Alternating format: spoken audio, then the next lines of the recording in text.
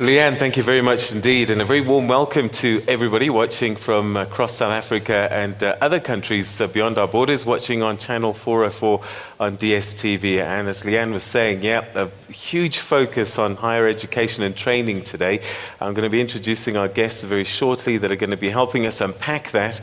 But I guess just by way of background, we have tremendous amount of challenges that we're facing as a developing nation, developing country. The Global Risk Report 2014 said that South Africa had the third highest unemployment rate in the world for people aged between 15 and 24.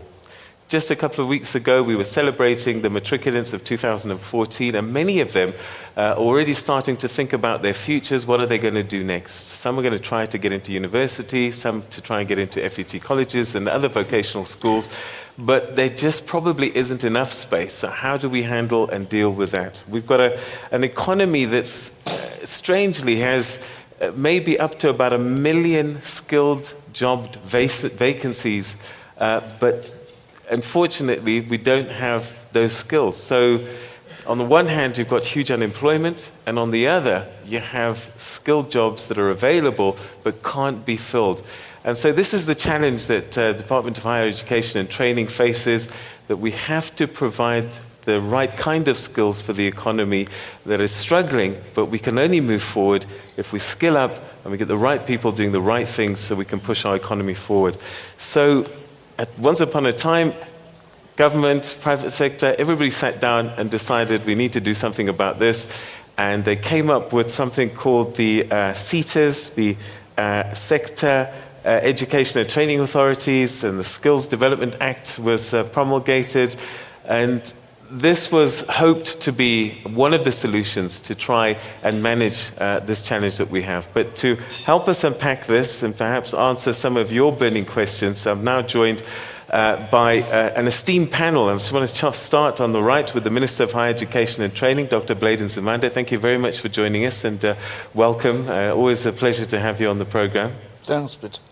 Next to you, the Deputy Minister of Higher Education and Training, Mr. Mduduzi Manana. Thank you very much for joining us. Welcome to you.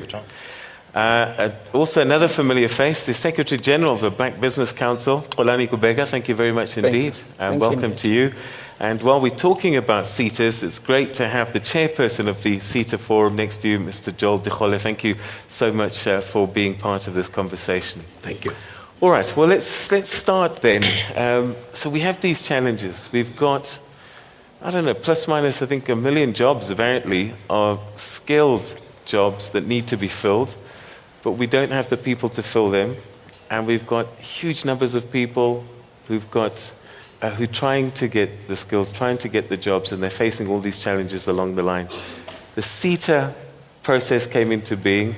And Minister, I just want to ask from you, opening thoughts, these SETAs, have they been doing what you intended them to do? What role do they play in the face of the challenges that we have? Thank you, Peter. Once more, thanks for the invitation to be part of this important platform. Well, firstly, the role of the SETAs is really to facilitate training and also to ensure the supply of the needed skills in terms of quantity and in terms of quality as well. And as part of that also, SETAs have to focus a lot on the workplace, both for purposes of training of workers or staff who are already employed, but also to use the workplace for purposes of supply of new skills. Like, for instance, through learnerships, internships, and all that. SETAs are very important. Many people that I come across outside South Africa, they say we are lucky to have a skills levy system. Some even wish that they would have 1/10 of what we have. So it's a huge advantage. And it's resources that are very important for us to address precisely or contribute towards addressing the problem that you're talking about in terms of a shortage of skills in our country.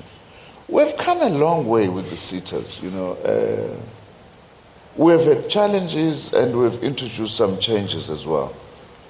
In particular, what we are trying to focus the SETAs also to do, is to facilitate a partnership between our formal educational institutions, like your universities of technology, and in particular your technical and vocational education and training colleges, what we call TVET, we used to call them FET colleges, and the workplace and employers. For instance, was it 2011 or 2012 when we signed the National Skills Accord to ensure placement of trainees, for instance, from, say, outside the workplace into the workplace, including placement, for instance, of college lecturers so that they get experience on the ground. And we expect the SETAs to play within that context a very crucial role, in a way as matchmakers, if there is an easier way of putting it. And also, by the way, SETAs do not train. People, I think that they've got a misconception.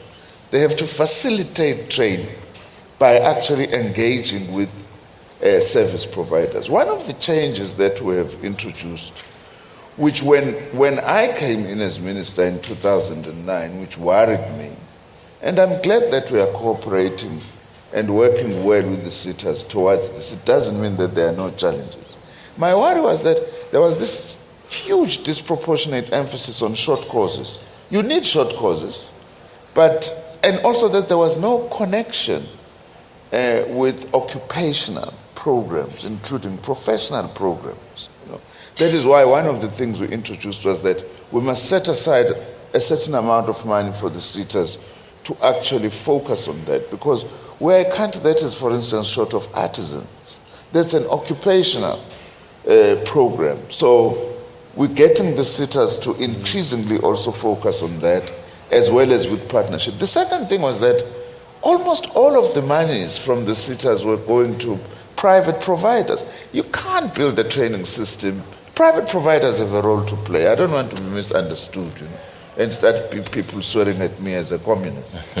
But you cannot build an education and training system based on private provision. Even the heartland of capitalism, the United States, they actually are relying on a college system that is actually driven by government as the anchor. And so that relationship has become important, that we bring the SETAs closer to the TVET colleges in particular, so that we are able to supply your mid-level skills that we are short of.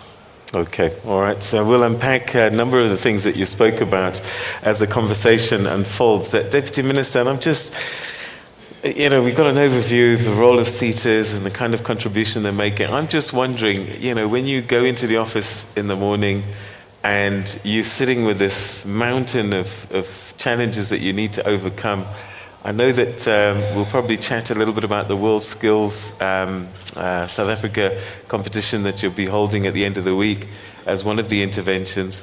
What is the biggest challenges perhaps that you think that we need to deal with straight away or urgently if we need to get onto the right path? Well, thank you very much, Peter. Well, the biggest challenge would be, the inability of government, of all role players, to produce the much needed mid-level skills in the country. And hence our drive now as a department and as government, of course working with the private sector, to promote artisanship as a career of choice amongst young people. Because the National Development Plan has set targets. It says that at least by 2030 we should be producing 30,000 artisans per annum.